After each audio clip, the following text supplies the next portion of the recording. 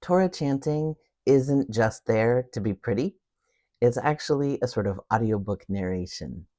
If you don't understand the words that you're hearing, you might not notice how the melody is going together with the words. There's some tropes that just carry the narration forward, and other tropes that tell you, pay attention to this word. And some of them that actually say something about the story, about how somebody looked around a bush before they could find a, a goat to sacrifice, or something else that gives you a little feeling about what's going on in that story.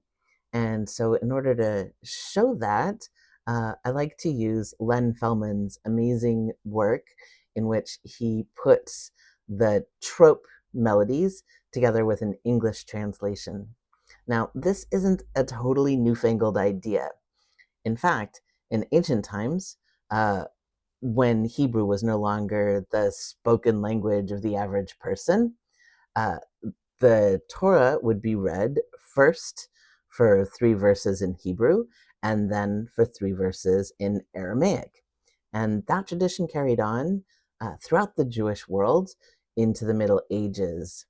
In Europe, however, at some point, they realized nobody really understands the Aramaic either, and so they just dropped it.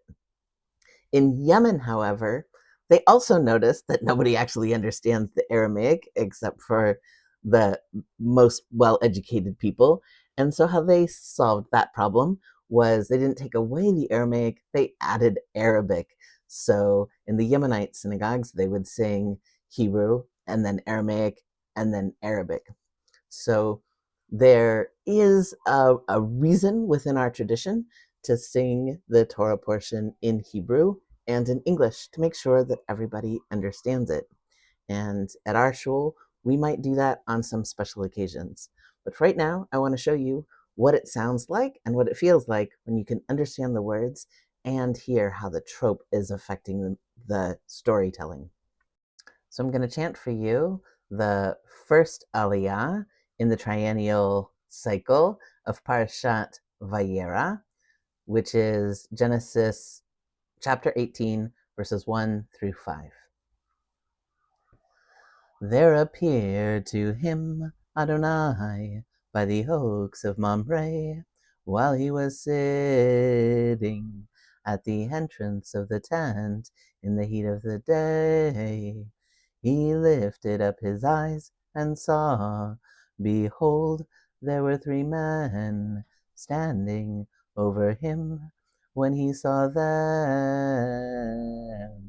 he ran to meet them from the entrance of the tent, and he bowed to the ground. And he said this, my lords, I pray, if I have found favor in your eyes, pray do not go on past your servant.